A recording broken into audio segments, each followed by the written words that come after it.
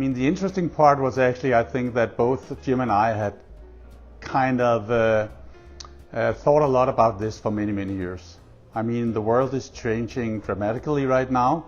We're all talking about it. We see that there's a kind of paradox between the way we're conducting our businesses in the modern world compared to what is maybe the most efficient, but also the most kind of resilient way to do it in the future.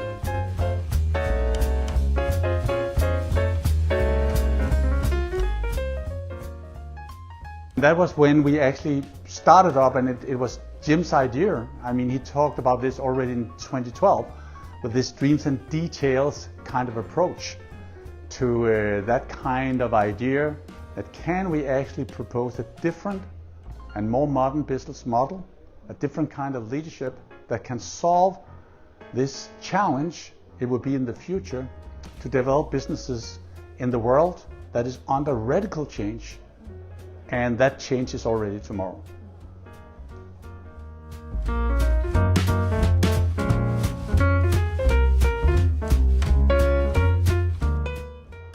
I mean, it was born in the industrial age. I mean, in a time where we could actually predict the future a lot better, and where the future would not change dramatically on the run, so to say. So in that case, it was really logic that we had resolved goals, that we made plans, that we were keen on executing on the KPIs.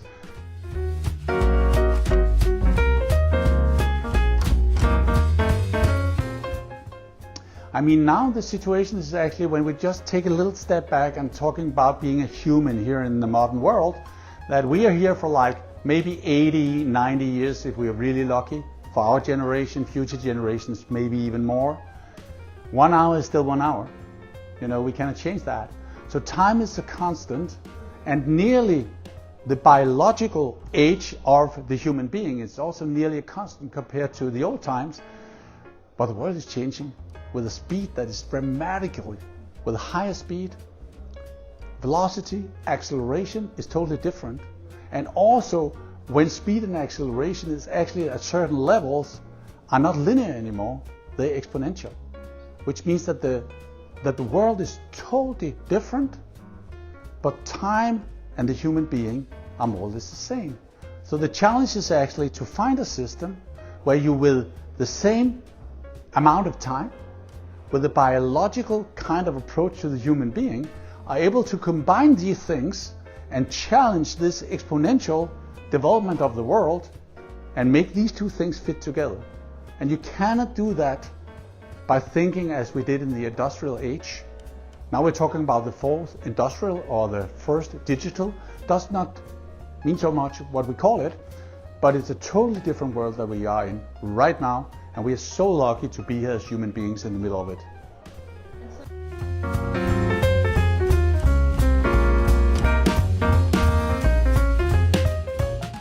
I think one of the most motivating things for the human being is acknowledgement and love, actually. So the love as a verb in English is different in the way we see it in Denmark, actually. So we can keep it in English as a verb, love, but it's maybe also just recognition, acknowledgement of what you're doing, and for a human being that is totally essential.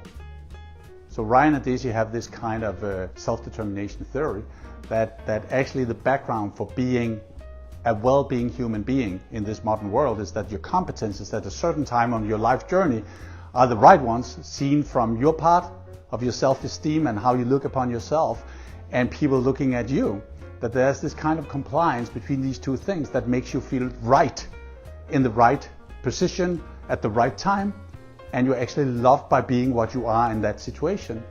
And that also counts for business.